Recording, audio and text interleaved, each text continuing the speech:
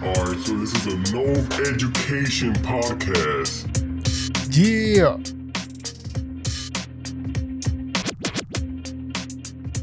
Ladies and gentlemen, boys and girls, welcome back to Nova Education. As always, I am your host, Noved. Here with my co-host, Victor the Guru, on a Zoom call. You can follow him on Instagram at Victor93Till. This is our 100th episode, the 100th episode of Nova Education. Thank you guys who've been rocking with me. Been following, listening, talking shit back, respect all of that. What's up, bro? How you doing? I'm good. Can you hear me okay? I can hear you, cool. All right. Yeah, just, I'm headed to a Dodger game in a bit. Wanted to jump on and give everyone a little update on our UFC standings and talk a little more, sports world. And yeah, let's. Yep. I don't want to keep you too long, but I guess we can go over the some of the NBA shit that's been going on real quick. Want to go over that real quick. NBA free agency. We got Dejountay Murray to the Hawks. How much does he elevate the Atlanta in the Eastern Conference, bro? What do you think? I like the duo of him and Trae Young. Yeah. I think that's one of the most promising, if not the most promising young backcourts right now. Got a little like Splash Bros, thing going with them. It's pretty dope that we see another like backcourt like that. I like that a lot. I like that they didn't have to give up much for him. I was just looking at the trade and like, which is crazy. Yeah. Like, seems like the Spurs kind of just took on whichever players. There was more for like some draft picks and just kind of unloaded him. Maybe looking to tank. Maybe. And maybe just kind of already looking forward for the future. And I think the Hawks now, especially what's going on with the Nets, this might put them at the top, bro. We've seen them in the Eastern Conference Finals a couple years back, and real promising. I like them a lot. Yeah, I like that trade too. I mean, I always thought that he would stick it out. I thought that would be Tim Duncan's boy for the future. You know what I'm saying? But hey, I guess it is what it is. And to be in that Spurs system, that it's not gonna be an easy time, but it's gonna be a better transition. You know what I'm saying? As far as being a player going to another team, sometimes the transition is not good. It takes a minute. I think Dejountay is gonna be pretty fast, and you're gonna see that team immediately become very, very fucking dominant. Especially they didn't get rid of Collins too. So yeah, and we've seen Trae. We know that Trae can play off the ball. He's a great shooter. I look for Dejountay to probably handle the ball a lot. Trae run off screens, get open, and knock them down. And I like that duo a lot, bro. Yeah, and then we got the big Rudy Gobert trade. I just saw this tweet where it's like, I'm gonna take this team to the finals, and I said, damn, you're gonna take you're gonna buy everybody on the Minnesota Timberwolves finals ticket. Yep. Cat and Jordan Woods. All of them. Yeah. Yeah. This one, bro, it's a little head scratching for me, honestly. Yeah. Especially when you see what happens with what the Hawks gave up to get Dejountay Murray, I much would have preferred him if I were the Wolves. I feel like, I understand the idea of having, two dominant dudes inside. Well, I wouldn't call either one dominant, but two bigger dudes inside, and I think they could work. I think they'll play off of each other pretty well. Gobert's not much of a shooter, so he's gonna play inside, and Cat could stretch the floor. Cat can step out and knock him down. I like him on the defensive end, but I think the Warriors have shown that this is no longer a big man's league. And and for everything that the the Wolves gave up to get Gobert. I think they got finesse, bro. And I was looking into it like, man, who's running the Jazz? And I didn't know that Danny Ainge is out there now. Yeah. You know, we know Danny Ainge built that Celtics team that was in the finals this year. Yep. And we seen, you know, remember when he shipped off KG and Ray Allen and Paul Pierce and them dudes to the Nets and all that stuff he got back from the Nets. And seems like he came into the office and right away he's making these big moves. So I actually like this move better for the Jazz than I do for the Wolves. Yeah, me too. And you put it right here on the notes. Danny Ainge doing Danny Ainge things. Yeah. I like that. Yeah, I was surprised. I was like, man, why didn't I hear about this? But I remember he had stepped down from the Celtics or moved away from the Celtics and Brad Stevens took over. But I didn't know that Danny Ainge had headed to the Jazz. And I like that a lot for them. Yeah. And I know that there was a lot of fucking bullshit in that locker room, you know. Ever since the fucking whole coronavirus started, I still blame Rudy Gobert to this day, motherfucker, for touching the fucking mics. The Celtics had Malcolm Brogdon, bro, which is crazy because I don't know who it was. I believe it was like Jalen Rose or who was the other fool who's always on First Take? I forget his name. He went to Duke. The smart dude. Oh, JJ Redick. JJ Redick. And he was, JJ.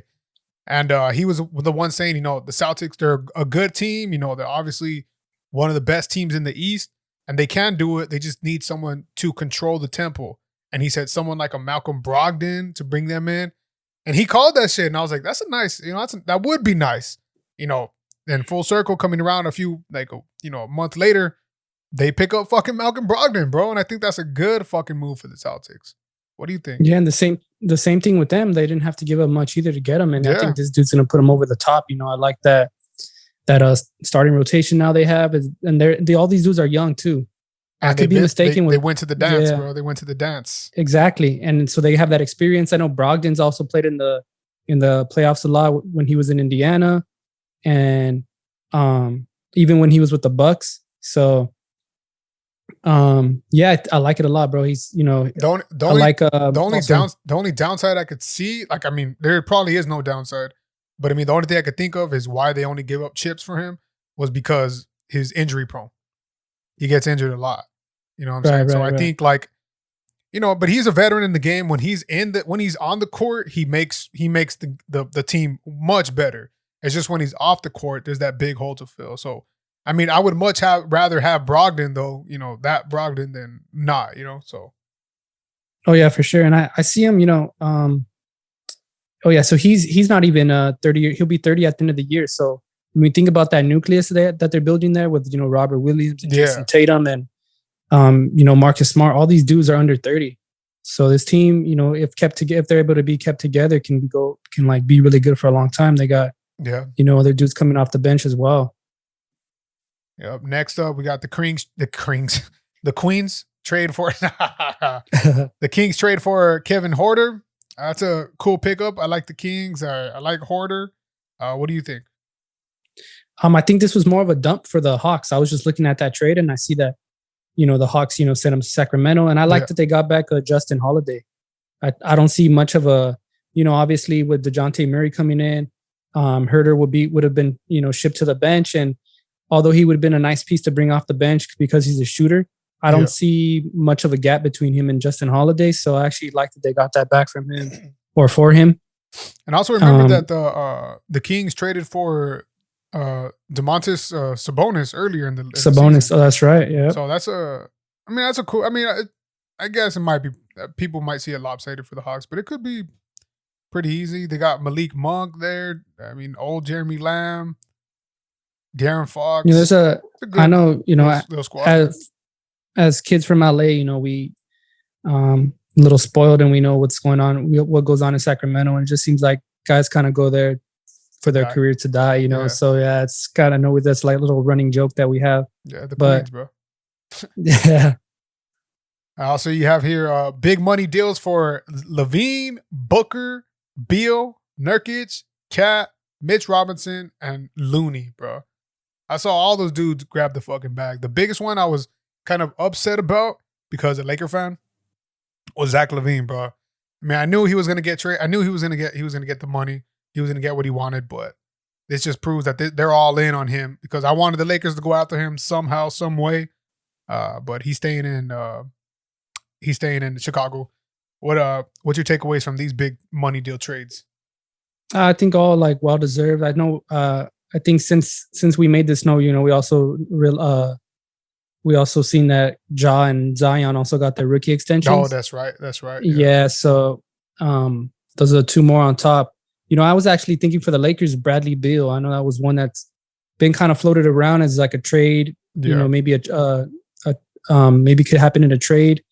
I think we all knew Devin Booker was going to stay in Phoenix. It's kind of that face of the franchise there. And also Devin Booker today was announced that he's the NBA 2K23 cover. Right. Yeah, I saw that. It looks like he's kind of walking through hell. It looks like it's real hot behind him. They don't got a little. Yeah, I understand. They're playing off the little sun, but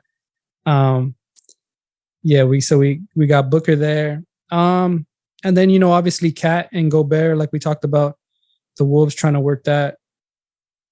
I think well deserved for people like Nurkic and Mitch Robinson and Kevin Looney. Kevin Looney's kind of the dude that's he's been like that fourth piece of the whole Warrior dynasty, kind of overlooked, but he has been there, has given them some solid minutes. When they need a big, he'll come in and play some center. Yeah. And I think that he's just he'll be like a Udonis Haslem, kind of like he in the way Udonis is with the Heat, just a beloved figure, never a superstar, but always a, role player. Someone to keep also the fucking, that locker room intact. You know what I'm saying? Yeah, the camaraderie. Yep. Yeah, for sure. Yeah, I do. I like that. I didn't like Looney, but I've come to love him. I don't know why. Mm-hmm. Next up on our fucking doc, we got, where do KD and Kyrie end up, bro? I'm gonna let you answer this first. I remember you had a hot takes. Yeah. You had asked for a hot take, and I had said I don't think Ben Simmons was ever going to play a game with the Nets. Now it's looking like Ben Simmons might be the only person ever left, though, which is kind of weird, And the whole KD and Kyrie thing seems like it's changing every day. We hear a lot of floating, the Lakers floating around for Kyrie. Yeah. Now it's looking like KD. The Warriors have become a front runner for KD to possibly return to them. And you see Draymond backing KD now with his whole athletes are businessman take. And maybe just trying to get on his good side, try to stroke the ego a little bit of KD and pull him back in, So at this point, I think I'd say KD to. I don't think the Suns is going to happen. I don't think the Suns have enough to give up because of the whole, because I don't think they're going to give up Devin Booker. Yeah. No. I don't think DeAndre Ayton is enough. I think the Warriors have more to offer, especially now with the breakout seasons of Andrew Wiggins and Jordan Poole. Yeah. They could offer those two dudes, a promising guy like James Wiseman, so I just kind of like that package better. So I think he's going to ultimately end up with the Warriors. And as for Kyrie, man, I don't know. What do you think? For Kyrie, I think both players stay. I think they both end up staying just because the KD, he listens to the backlash. He listens to everybody talking. And he knows that if he goes to Golden State yet again, after them winning a chip, he will never be put at the table. He will never be put at the table. And people, I had the Draymond Green take. I just posted up a video about it. By all means, bro, go get your money, go get yourself right. But in the way this dude has done things in the past, especially how he got to fucking Brooklyn and what he demanded to get to Brooklyn, and for them to have the season they had, the ending, it would just look bad if he leaves anywhere. I think Kyrie's going to stay too, just because KD is there. I think a lot of people want Kyrie, but they don't want the drama that comes with him. I'll take him. I'll take the drama. I don't give a fuck. We're used to it over here in LA. But I think the Lakers, they don't want to give up enough for Kyrie. But a honorable mention, I think both of them could end up on the Knicks. I think the Knicks last season, they had the Knicks are the Knicks for the past few years, but last season there was just some kind of spark, like some spark in those young players.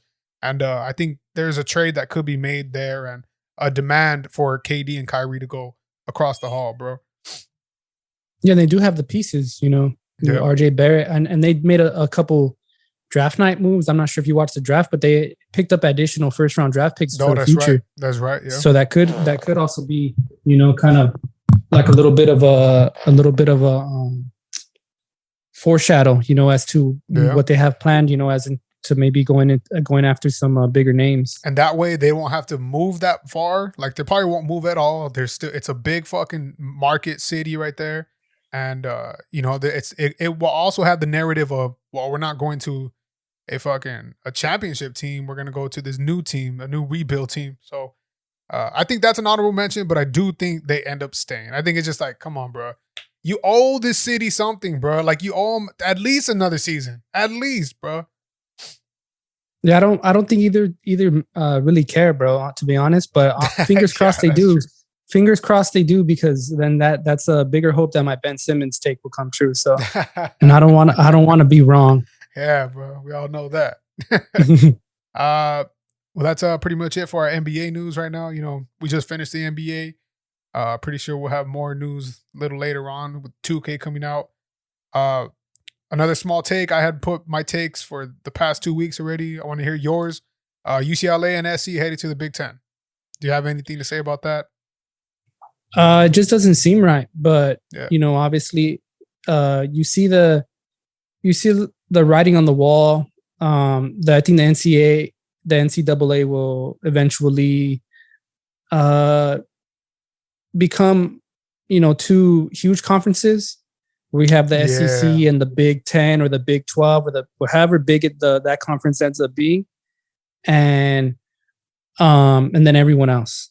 It's funny that you say that. My cousin Joey Caps, shout out to Joey Caps. He said it seems like the NCAA now, with all like the big schools, the playoffs, like the new playoff system that they got going on, they think they're gonna make it kind of like a March Madness type thing, where they're gonna have like 8 teams to make the playoffs, but it's gonna be an Eastern and a Western division. But that's like what he's saying. You know what I'm saying? Like 2 big conferences from now on, because it's looking like that. You're starting to see the independent teams go to like the Notre Dame is probably going to head to the Big Ten. There was, I believe, what conference? I forgot what conference it was. They were trying to acquire Oregon, Utah, Arizona, and Arizona State. So the Pac-12 will probably dissolve. The WAC football will probably dissolve. And it's looking like that, but it doesn't seem right, like you said. Yeah. Yeah, it just doesn't seem right. Obviously we grew up like you talked about. With always being a fan of the Pac-10 when it was the Pac-10, and then the Pac-12 when other teams got added, and but if from a competitive standpoint, obviously these teams want, and especially with the whole NIL becoming a thing now too, the more eyes they can get on them from being in a bigger conference, the more money they can make, and then they have that money to shell out as well. So. But all I can say is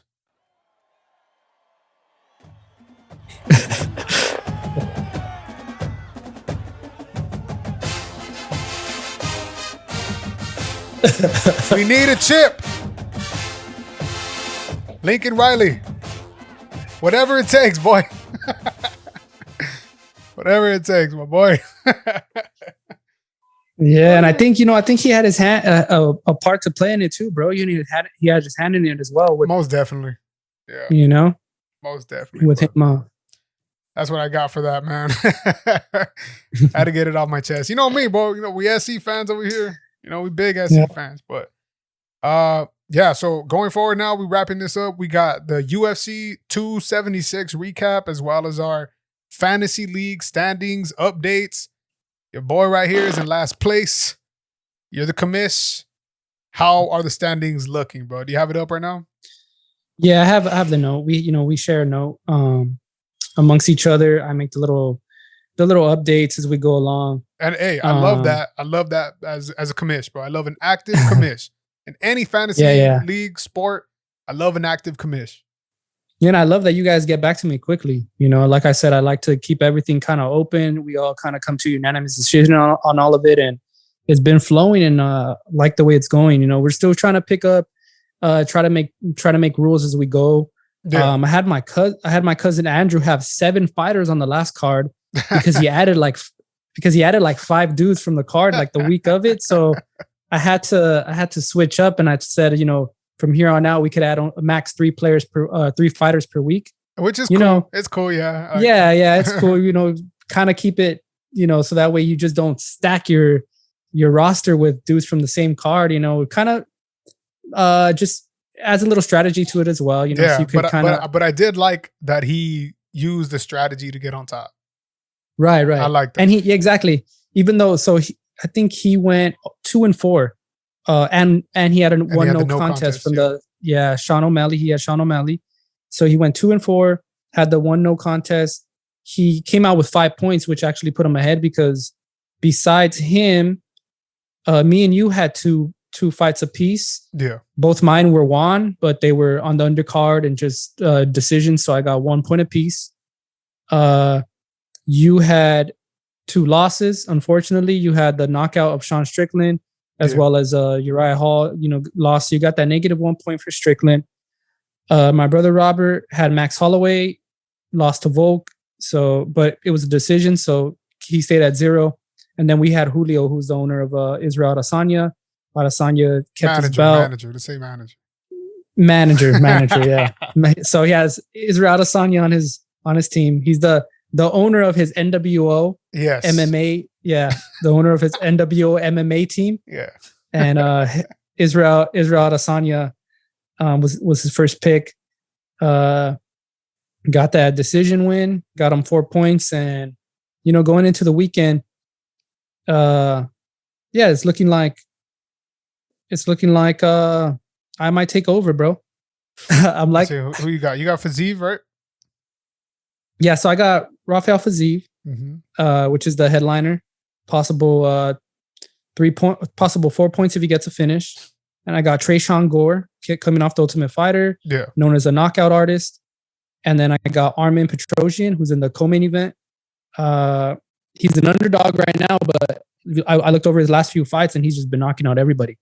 Yeah. I know he's coming off the Contender Series, him and the dude he's fighting, Borrello. Both dudes coming off the Contender Series, both dudes trying to make a name for themselves. Both dudes highly touted prospects, so we'll see how that goes. I'm liking my chances to jump out in front. I know that you still have to make a couple more moves. Maybe you want to look at this card and try to get yourself back on the positive side. Yeah. Just I got to get out of that negative, bro. A negative. It was no bueno. Yeah. And when it happened, when I seen Sean Strickland come out, I'm like, this dude is not going to win. Like, my take is going to he is not going to. I'm looking at him and I'm like, bro, show some emotion or something, bro. Like, yeah, it was just not good, bro. Yeah, and I think, you know, like I said too, when I gave my take last week, I said, you know, I had Sean Strickland winning by submission. I thought he would be smart. I thought he would try to, you know, take down. Sean Strickland is a great jiu-jitsu practitioner, but his wrestling isn't that great. So so maybe he wasn't confident in his takedown ability. I don't know if he just wanted to prove a point and try to stand up. I think that's what it was. I think that's what it was, because the whole week I was watching his, you know, because he's on my squad, bro. I had to fucking, you know, look at his interviews, and all the reporters were saying like, oh, how are you going to keep up with his kickboxing? How are you going to keep up with his punching ability? And it was kind of just like, this was just like, what the fuck, motherfucker? Like, you guys don't think I can? It's like, bro, I don't know, man. But yeah, it was the ego, and I think he had to check his, you know, obviously check his ego, because we know that Pereira, especially now, we know that Pereira comes from a solid, you know, kickboxing background, double champ, you know, in that realm. And bro, that left, it was the same left that he got Izzy with. Yeah. But those follow-up punches, dude was so precise. He hit him with the two straight rights. And even while Strickland was falling to the ground, he still hit him with that second one on the top of the head, bro. You don't see that much in the MMA game. Nah, you know, these dudes are people think like, oh, not like as precise. He just hit him like the second time because he was falling down. It's like, bro, You ever try hitting a fucking grown ass man falling down, Yeah, stumbling yeah. down? He wasn't any knocked kind of out moving yet. target. Yeah, and then just like the nice fucking right on the dome. Just that put him dude out. is gonna be a problem. But I don't think that they should have given. I know what they're doing. You know what they're doing. They're selling it on the fucking because there's nobody else for Izzy to fight. They're selling that first knockout, their history together. I know fucking Izzy already knew it. He was like, "It's next for that part-time poha." So I that's what they're doing. I'm pretty sure that Izzy has a better game plan than what he had. You know what I'm saying? Oh, you still there? Oh, we might have lost Victor. Yeah. No, we're good. We're good, bro. There we go. Yeah. But like I said, I'm pretty sure Izzy has a better game plan than just the kickboxing. You know what I'm saying? Yeah. And I think the fact that Izzy already tried to move up and he wasn't able to get that light heavyweight bout, I think that hurts. Or that helps Pereira in getting fast tracked because, like you said, there's no one else at middleweight that's really up next. You know, Izzy's kind of ran through everyone. I feel like if Izzy maybe had the light heavyweight bout as well, then there's some new competitors, some new blood that he could fight there. Yeah. But going up and not being able to do it, so I feel like that's how we. Kind of moving on, that's how we see the position where Volk is in now. Where we see he's kind of ran through all the top competitors in the featherweight division. He's kind of separated himself from everyone else. There's some guys that are rising, but they're not quite there yet. So how do you like the idea of him moving up? I love it. I think that Volkanovski should move up. I agree. Obviously, they're gonna. I don't know if they're gonna push Josh Emmett, but he's right there just in case. Just in case, like. There's no big pay-per-view setup for that. Josh Emmett's right there. But I love it. I love him going up. There's still some questions that need to be asked answered to be in that lightweight division. Obviously, they need a champ. Yep. So, I don't know if it will be Makhachev, Oliveira, Dariush. They might give Dustin another shot, But obviously, there's something that needs to be there. But I would not mind to see Volkanovski versus Michael Chandler. That'd be an exciting one as well. That'll be an exciting one. And this way, it's not necessarily a championship fight. I know Volk wants to get that double champ, but this would definitely be a money fight because, Chandler, he made big noise off that fucking Tony Ferguson knockout, calling out Conor McGregor, probably not going to get that. So I think that, I would like to see that fight. But I would like to see him move up. Definitely move up. Yeah, so I don't know if you've seen the video. Gilbert Burns actually recorded it on his phone, and it's Poirier and Chandler going after each other. What was that about? Yeah, so I think Chandler just said that he likes the way he matches up against Poirier. He thinks he's a bad matchup for Poirier, and I'm not sure if maybe Poirier took that offensive. But so how I would line it up, let's put them all in the same card, bro. Let's go Poirier and Chandler to open up the card. Yeah.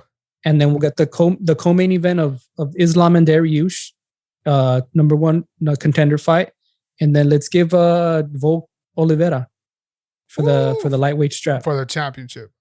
Yeah. Okay. That does make sense as well. Because Volkanovski has the pedigree to be a champion. He is the champion. He has the pedigree behind him.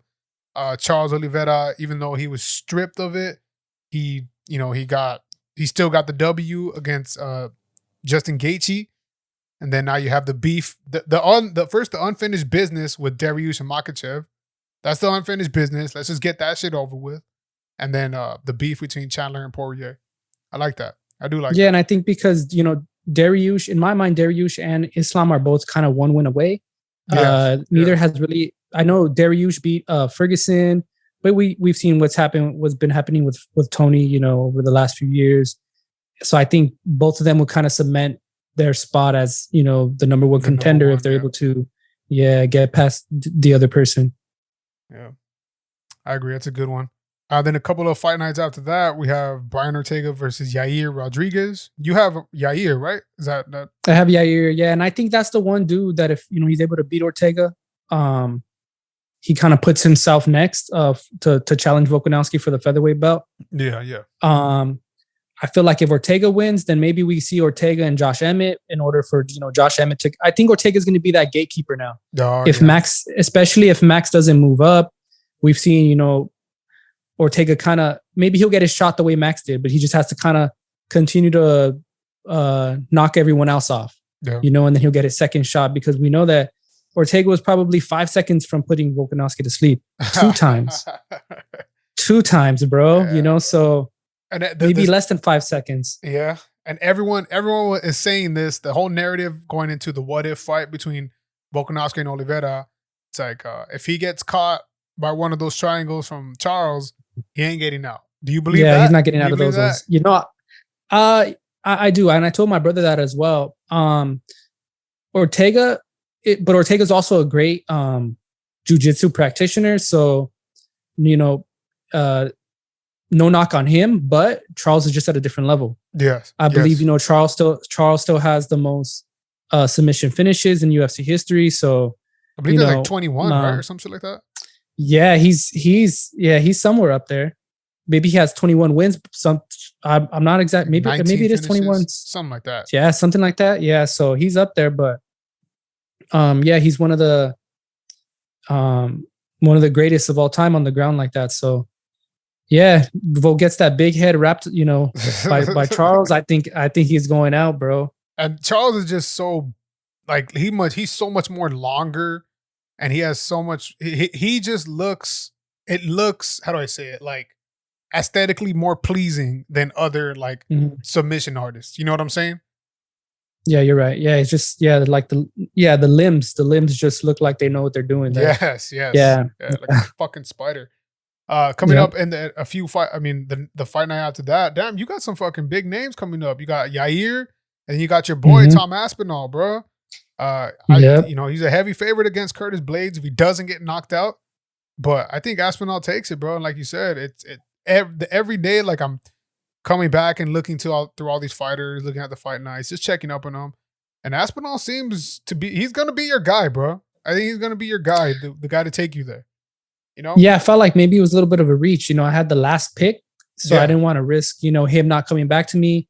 And I ended up taking him with my second pick overall. But I like it. Like I said, I feel like he'll be the champ. If not by the end of this year, sometime next year. Now I got a question for you. Let's say Aspinall wins. Let's say Ty beats Cyril Gane.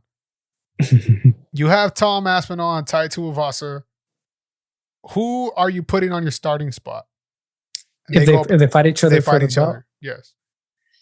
I took Aspinall number 2. I took Ty number 3. So I think that shows, I have some more confidence in Aspinall, bro. I think he's just more well-rounded. I love Ty as a puncher. Yeah. Obviously, he has that puncher's chance, but Aspinall's no joke on the feet. He's shown that he could. He's great on the ground. Submitted dudes like Andrei Arlovsky and dude like finished what's the last fight against the big Russian dude, Alexander Volkov. Yeah. Nobody ever takes Volkov out, bro, and Aspinall finished him. Yeah. Well, I like the way your squad's lined up, bro. You look like your squad lined up for victory. Like you said, you looks like you're about to take over in a little bit. Because other than that, yeah, that's why I need you guys to step the game up, bro. I can't look like I can't be the commissioner and the creator and then just be blowing everyone else out the water. So that doesn't look right. Collusion, bro. Collusion. I mean, you already forgot one of my fighters. I mean, shit. Oh shit! I don't want to look. No, we got that figured out. We did get that figured out. And just so you guys didn't see the description of the episode, the fighter I was missing was what's his name? I'm fucking brain dead now. Kevin Holland, that trailblazer, that bad boy, the Batman. You took him somewhere in the middle rounds. I know he was a dude that my brother was hoping people would sleep on because he has one of his favorite fighters as well. Yeah. You ended up snatching him up and yeah, so I think you took him like 8th or 9th, and I just completely, while I was just putting our rosters on the no, I just completely skipped over him from, I don't know. I think I was like putting my kids to sleep and I just doing the no at the same time and completely missed it. I was tripping too, bro. I was like, damn, how did Devin end up with 14 fighters? Yeah, I don't know about that, but looking a little bit forward, we'll go to the UFC 277. It's a pretty big card, man. It's pretty stacked card right here. You got, let's see, well, I got one fighter. I believe you got Kai France as well, right? Yeah, so I have Kai France. So, I'm hoping that's a title fight there. That's even though it's interim, we're going with the flyweight belt on the line there. Yeah, that's a good one against Brandon Moreno. We'll see. And then I got Amanda Nunes about to get her belt back. That's going to be the one to take me back, bro. She's going to bring me back. If I don't, I'm going to make some moves. I'm going to make some more moves this week before the fight night. But I'm going to try to get back in it, bro. Yeah. Yeah, there's still some good names out there. Like we said, we have the whole point system lined up where, the fights that are higher on the cards get more points. So, just a little, just trying to throw a little idea in your head. Maybe you want to look at the top of the cards and a couple of them. There's still some good guys available, Yeah. I've been looking. But you have anything more to say on the UFC league, bro? I mean, it was fun because I know we didn't necessarily all watch it together, but it was definitely on my mind all day, bro. Like the group chat was heavy. The group chat was heavy. We had the first fight of the fucking whole league to kick it off. We had Uriah Hall versus what's his name? Andre Muniz. And I was like, bro, what the fuck are you doing? But sometimes that's how the fight games go. I know a lot of people were talking shit about it. I was talking shit about it, but that's just because I was losing. But that's just how the fight games go, bro. So, yeah. I know Muniz kind of made it boring. I know he was trying to look for the submission, but Uriah Hall's a great fighter as well. So it's not easy to put him out. And I think Muniz just kind of knows his strengths, knows Uriah Hall's strength. And I don't, if I was him, I wouldn't try to strike with Uriah Hall either. Yeah, he definitely stayed away from that. But this is fun, man. I'm even though I'm down, I'm still excited for it. You know what I'm saying? Still got a whole long way to go. And I know there's a couple of dudes that were asking if they wanted to be in it. So if anybody listening right now, they want, it's not like this is a season, the fight game is all year long. We can do it. We can open up another league. If you have enough managers who want to join in. We're just, like you said, making up the rules as we go. And I'm pretty sure by the next few big cards, we'll have pretty much everything straight in as far as the basic rules, the picking up the people, the IR, the bench spots, all that stuff. If you guys have any questions about it, you can hit me up or hit the Victor the Guru at Vic93Till. You have anything more to say on that, bro? No, I'm excited too, bro. Like I said, if we have some more people interested, that's the beauty of it. We could pick it up at any time. We just go a year from whatever time we start, until a year later. And again, if anybody has like some like a hot take they want to say, like you have a recording and you don't necessarily have enough people to reach, or like you want to get a conversation going, but no one's really having the conversation in your social media, hit me up, bro. I'll fucking put it up on my fucking TikTok, my YouTube, on my channel, just so we can get some conversations going. Because this is how it works, bro. You get people involved and people start wanting to do things, and then you get motivated and you inspire the next person. And soon enough, bro, everybody's just fucking having their own conversation, own takes, and that's when sports gets fun. You know what I'm saying? So yeah, for sure. Hit me up on that. I don't know if you have to leave in a bit, Vic. You have to leave. I have some time. But I don't know if you want to do the fantasy football talk right now or another time. Yeah, let's do it. Yeah. All right. So obviously we're a few weeks away from training, the training camp coming in. Big fantasy football heads. As you can see, we started a fucking fantasy league because of off-season fantasy football. We started a whole new. And we compared and we compared the women division to tight ends last week. And so we that's how you know we bro. we dive deep, bro. Yeah. Ironically, too, in my dynasty league, I went tight end. I took Travis Kelce with my first pick, bro. Oh, there you go. This was like 4 years ago too. So, but fantasy football is coming up. I know a lot of people are getting excited for it. Pencil season's about to be over. So here's a couple things that I want to talk about. So I got this. Our take right now is called "Let's Get Real." I know throughout the whole off season and even through like some of the regular season, there's players you go, well, this team they may score this many points against this, and it's like, at the end of the day, there's just some things you got to fucking get real with yourself about. Some people, so we have 3 teams to stay away from, 3 players not to overthink, and 3 just general rules to follow. Do you have the 3 teams or? Off top, we could just do 2. We could do one and one. Yeah, we'll do.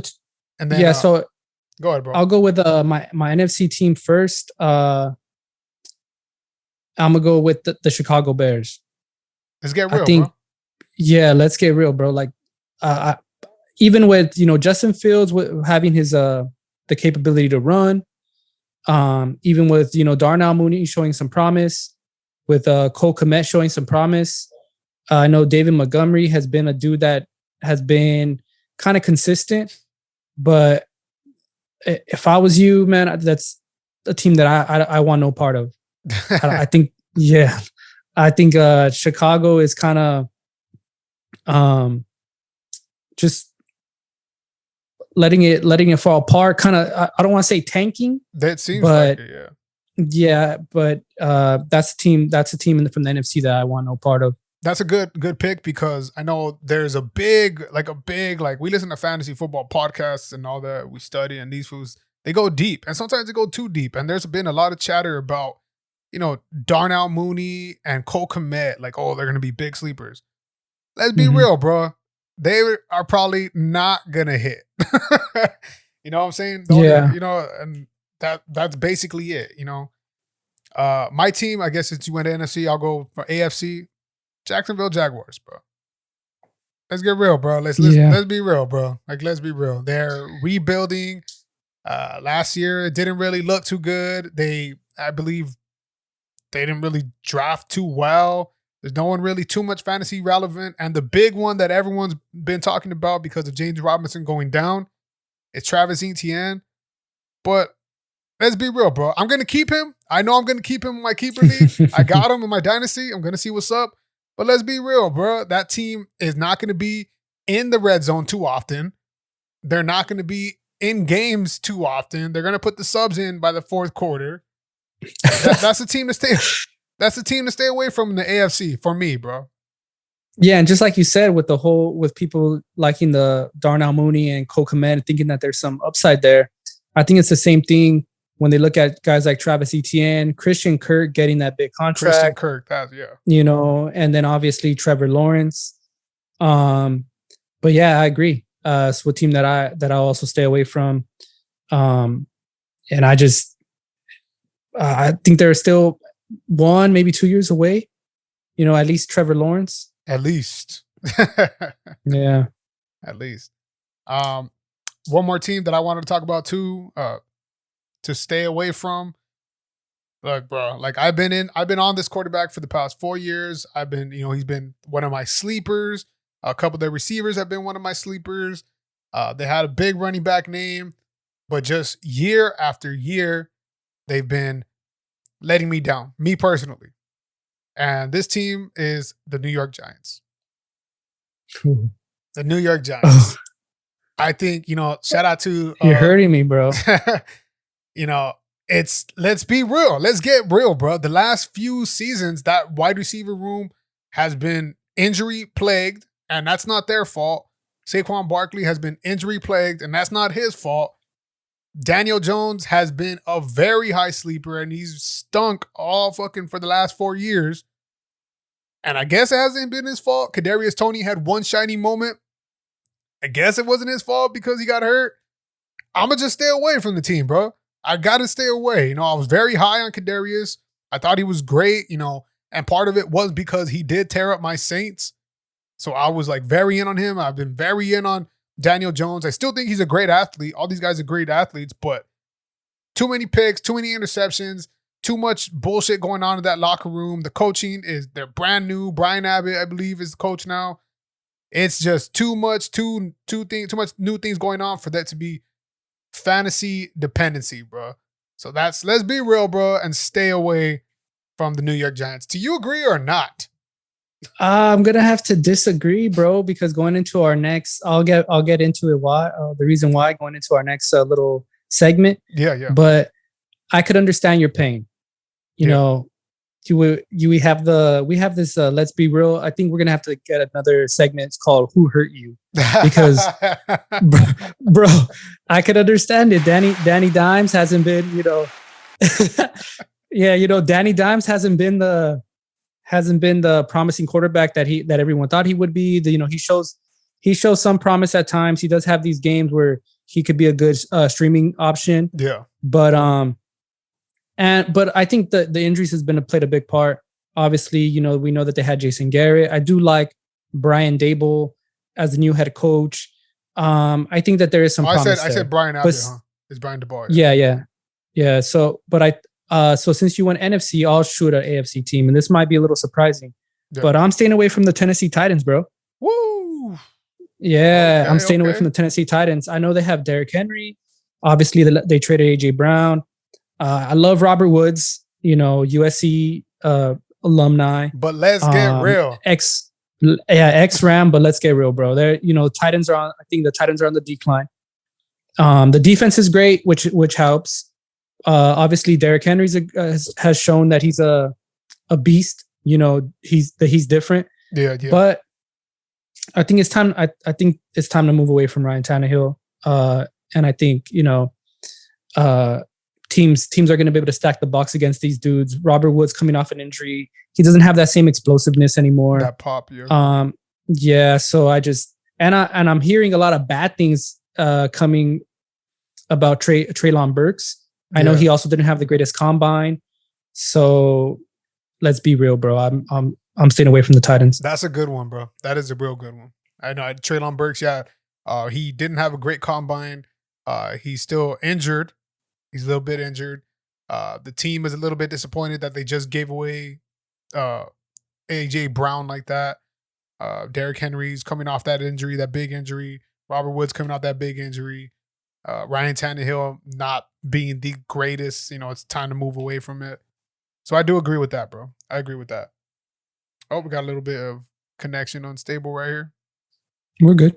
We're all good. All right. Let us know what you guys think. The next segment, let's get real. 3 players to not overthink. I got 2 pretty solid ones. If we can talk through it, I'll go first right now. The first player to not overthink it, bro, is Dalvin Cook. Don't overthink it, bro. Right. He's that offense. Even though a lot of people are saying, they're going to start going away from the run just because of Justin Jefferson. Let's get real, bro. Dalvin Cook is one of the best running backs, real football running backs in the league. He gets pass work. He gets red zone work. And I know last season, trust me, I felt all your pain. He only had 3 touchdowns or something like that. The worst luck in the end zone last season. That's not going to keep up. They're going to get red zone looks. They're going to be a high offense team. Dalvin Cook is still that boy. You've seen him even through the little nicks and injuries that he has. Obviously, he came back with the device against Pittsburgh that one game and proved everybody wrong, bro. Yep.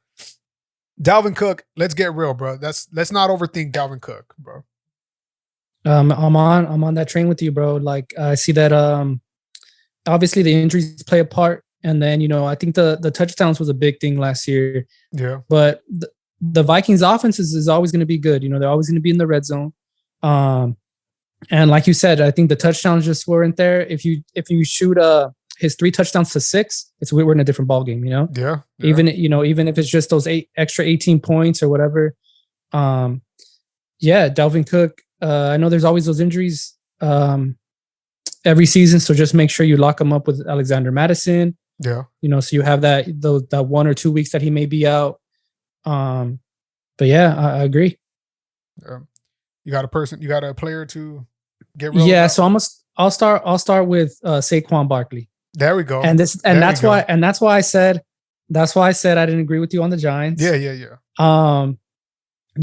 But let's be real, bro. Saquon is still that dude. Number two pick out of Penn State in his draft. I know he's been hurt. I know he doesn't. It's been shown that he's very big play dependent, and if he doesn't have that same burst, it does take away from his game. Yeah, but we've seen the way Brian Daboll kind of ran the offense in Buffalo, and a lot of it is running back dependent. And so I love the upside of Saquon Barkley this year. I don't think we should overthink the whole injury thing. We shouldn't overthink the whole new offense thing, Devin. I'm just saying, but let's be real. Saquon is still that dude. Yeah. I was thinking Saquon, but I couldn't put him in this segment because, obviously they're the teams too. They're one of my teams to stay away. But Saquon, look, man, let's get real. If he's on the field and healthy, he's all that offense. He's what makes that offense run. I agree with that, but to a point, only to the point because I don't know how efficient that offense will be. But yeah, you can't. I mean, let's not overthink Saquon Barkley. If he's on the field and if he's going to be there in the late second round, pick his ass up, bro. Pick up Saquon Barkley. He's still he's still young and he is very, how do I say it? What's the word I'm looking for? Where you can like recover well. What's the word I'm looking for? I don't know the word I'm looking for, but he with all the medical staff that's going on, he still has youth on his side. I know running backs are not, have a long life, but Saquon Barkley, yeah, don't overthink him. I agree with that. I went running back with my last guy. So my next guy, I'm going to go with receiver. This next receiver is not necessarily overlooked. I guess he's underlooked a lot of the time. He has all the potential to be a number one receiver in the league. He has one of the best quarterbacks throwing to him. He always just ends up in the end zone with the top guys in the top 10. This receiver, I'm telling you to not overthink, is the Buccaneers' Mike Evans, bro. Do not overthink it, bro. Don't overthink it. I love it. You got, he's not going to break away for a fucking 50-yard touchdown run. He's not going to, give you a fucking smash 40-point game, but he's going to get you 2 touchdowns a game. He's going to get you 6 catches and a touchdown a game. And who's throwing him the ball? Tom Brady, the fucking GOAT, who can still sling it. With Chris Godwin out, he's going to get a lot of those targets still. That offense is still going to be a high touchdown, high scoring offense. And they want to run it back. Yeah. They pass, I think, the most out of all teams. Mm-hmm. Mike Evans, bro. Don't overthink it. Don't overthink it. Yeah, I love that one. Agree with everything. And go back and every year, I think Mike Evans is always the dude that maybe we just get tired of the name repetition, but he's always there at the end of the year. He's always a top 12 wide receiver, always scoring touchdowns, always a wide receiver 1. And yeah, I love that one. Yeah, Mike Evans. So I'll go with a wide receiver as well.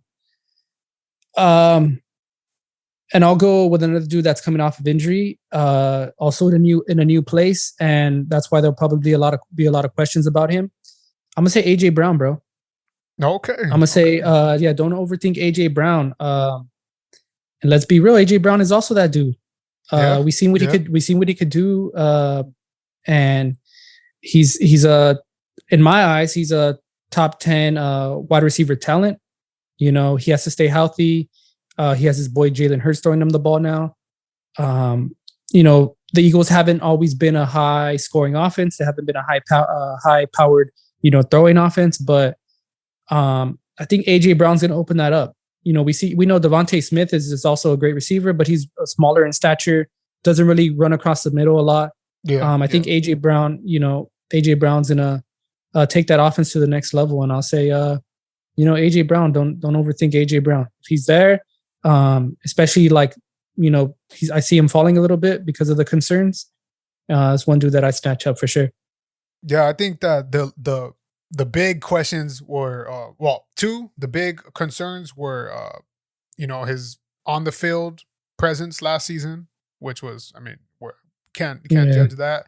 And then him having to share time or share splits with Devontae Smith and all those guys. But yeah, bro, don't overthink it. AJ Brown, he is basically another DK Metcalf.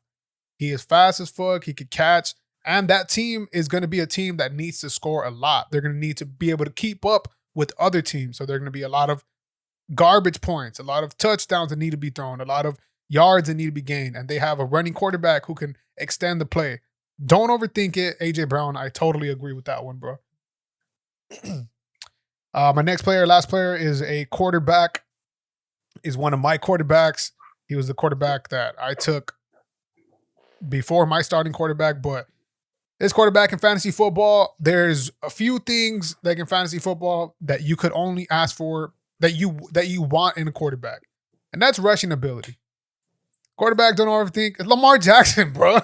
Don't overthink it. Stole mine. I stole it. Oh, I'm sorry, bro. You stole mine. Don't. No, we'll both give a take, but I think we'll stick to Lamar as the one. Yeah, Lamar. Don't overthink it. Like, he is that offense. I know he got a little bit injured last season. They kind of rested him a little bit because they felt like they could win with Huntley. They might make the playoffs. Don't overthink it. Lamar is that offense. He gets that offense clicking. The run game is him. I know you have the J.K. Dobbins, Gus Edwards concerns. Doesn't fucking matter. If Lamar Jackson is on the field against any fucking defense, he's still going to get you a bottom line 17 points. And that's just the bottom line. His ceiling can be quarterback one every week. Lamar Jackson, the rushing ability, do not overthink it, bro. Let's get real. Yep. And just to add on, I know we're a few seasons removed from the MVP season. I don't think we'll ever see those kind of numbers again from anybody. Yeah. The touchdown percentage was just completely insane. Insane. I think the Ravens led the league or broke the record for most rushing yards ever that season. So I don't think we'll ever see that again. But yeah, he still has that upside, like you said. I love the floor always with Lamar Jackson because of the rushing ability. A lock 15, 17 points a week, and then obviously that rushing ability gives him a high ceiling. Yeah. So yeah, I'm right on there with you. I think a lot of the people will question him because of the health concerns as well. But let's be real, bro. Hollywood Brown. And the loss of Hollywood Brown.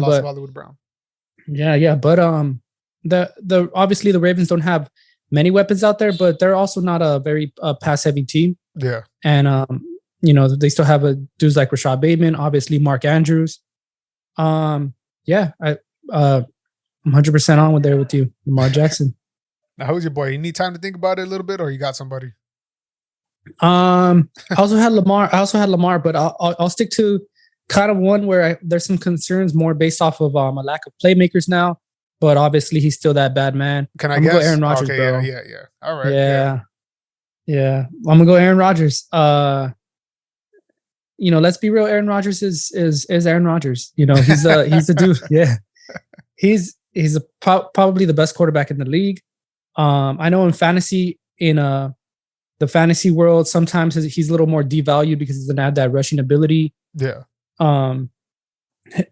But I think he has a point to prove, and we've seen when Aaron Rodgers has something to prove, he goes out and proves it, bro. And I think he's really gonna prove that he's gonna try to prove that Davante Adams needed him more than he needed Davante Adams. Yeah, and that's why I like the upside of Allen Lazard. I like the upside of Robert Tonyan again coming off of injury. So yeah, Aaron Rodgers. I think Rodgers, the whole it's a bad taste left in people's mouth because of that playoff game, obviously. But I'm looking at his fucking points right now, at least in my league. He only had 2 down games, basically, which was week 1 against the Saints. He had 3 points because, the Saints defense, of course. And then week 10, he had 11 points. But other than that, he was 26, 19, 25, 20, 23, 24, 16, 24, 27, 20, 30 points, 23, 20 points. He's going to get it, bro. He's Aaron fucking Rodgers. And you've seen it on the game with, I believe, let's see, Arizona. Which is the one? Yeah, Arizona. He still got 16 points, but he had 2 passing touchdowns. And he didn't have that much passing yards. But that game was without Devontae Adams. What was the final score of that one? Was that the one where Aaron Jones had like 4 TDs? Yeah, 24-21. Okay. So maybe I can't remember, but I remember there was a game where Aaron Jones had like 4 TDs, 2 rushing, 2 receiving, or something like that. Let's see, I can check it up right now for you. That might have played into it as well. But he had a big game that game too. He had a rushing touchdown, 11 targets, 7 receptions. Yeah, bro. Rodgers is gonna get it done. He'll get it done with anybody on the field. If 15.5 is his floor, I think for a quarterback, you can get. He ended up the 8th quarterback overall. I think if you can get him in the 7th, 6th round, most fucking leagues, that's a fucking win right there, bro. That's a dub. That's somebody you don't have to worry about. Somebody you know is gonna want to prove a point. Again, he has a chip on his shoulder. He does want to prove this point. So yeah, let's get real. Do not overthink Aaron Rodgers, bro. Yeah, I like that. Do you want to go with the general rule? You want to say one general rule? That way we can get you out. Yeah. So yeah, there's one that I just want to I really try to remember. I still kind of forget this one too, but beware of the Thursday night players. You know, when you have those guys that are playing the Thursday night games, you're not sure if you want to start them, if you want to keep them on your bench. Make sure you don't lock them in the flex spot, because you still want to have that flexibility, you know, on Sunday, just in case. If you have, just in case you have someone get hurt, or you have guys that are questionable. You know, if you have a Thursday night player, make sure you put them in either the wide receiver or running back spot, and then just so you have that flexibility in the flex spot. Yeah. You know, I think that's one rule that definitely gives people just a little less of a headache on Sunday, just in case, you know, like we said, if you have those questionable players and you're having to drop someone you didn't want to drop, just so you could fill that roster spot.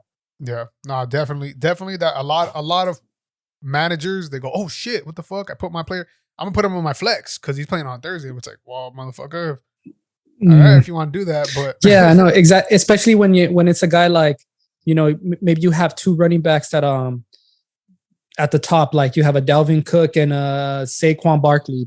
You have both dudes, and it just looks pretty to keep both dudes in the running back spots, you know. Yeah. And you're like, oh, I don't want to move this dude out of my running back spot because my 2 best players are up at the top, and I'll just put this guy at the flex. Or what happens if Dalvin Cook pops up as, not going to play this game, and then you don't have Alexander Madison on your bench?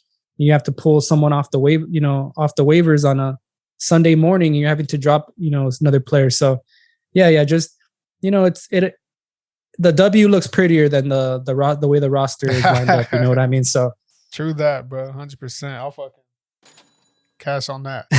Obviously, we'll probably get back to some of these rules and fucking tricks like later on in the league. So here's one of my rules going into the league. People, if you're not as excited for fantasy football, you want to get into it. Teams, maybe you had a bad season last season. You don't know if you're going to go into it. If you do or do not, whatever, please just do some mock drafts. That's one of the rules. Just do some mock. You don't have to do it every fucking day. Some people, they do it all off season. Some people do it a week before. Do it at least a week before. Do a couple of mock drafts so you know where some players are going. You see, that way when you don't end up at draft time, you go, oh, fuck. Like, I have no type of strategy. And if you go into draft day without doing at least 3 mock drafts, get some players you like in those mock drafts. See where they're going. See what you can do, how you can construct a team with certain players. If you go in there without no fucking mock draft, doing no mock drafts in your league on draft day, you're set up to lose anyways, bro. You were not prepared. So prepare as well as you can and do a couple of mock drafts. And that's one of the biggest rules going into it, bro. The ADP is big. Yeah, for sure. You definitely want to know. especially if you go into it with having like your own favorite players that you want. You don't want to pull up and then, just because you don't know anyone else on the board, you don't want to reach and take Derek Carr fourth round. You know what I mean? When you could have got him 10th and just, those other 6 rounds, you could have just filled with players that are going to actually be a benefit to you. Yeah. You know what I mean? So yeah, that's a great rule. Get in some mock drafts. Know where, if you love a certain player, know where he's around the range that he's going, so you don't have to reach so much. So even if you come in last, if you still come in last place, at least you don't look like a dumbass on draft night. You know what I mean, bro? Nobody wants to look like a fucking scrub on draft night, bro. Yeah, exactly. But that's all we have for you guys today. I know Victor got to head to the Dodgers game right now, catch some LA traffic. Yeah. You know what I'm saying? But 100th episode. Thanks, bro. Vic, thank you for joining me. Thanks for coming along. Shout out to everybody who's been rocking with me. You have anything else to say? You can follow us at Victor93Till. You can follow me on at Novid Ortiz, NOVEDORTIZ on every social media platform. Do you have anything else to say, bro? No, just congrats to you, bro. Like you said, thanks, bro. If you have any questions, just Devin's always a great dude to reach out to. I have a pod that I'm getting started up, and he's actually been an inspiration to me. I seen that I seen a few of the takes that he has, and I seen how passionate he is about it, and I am too. I love all this stuff too. So you've been an inspiration to me, bro, and congrats on the 100th episode, and thanks, bro. Go Dodgers, baby. Go Dodgers. I'm going to Tony Gonsolin on the mound today, trying to rack up that 11th win. So still undefeated. So let's get it. Let's get it, bro. All right, bro. We're taking off. Catch you guys later. Peace. Peace.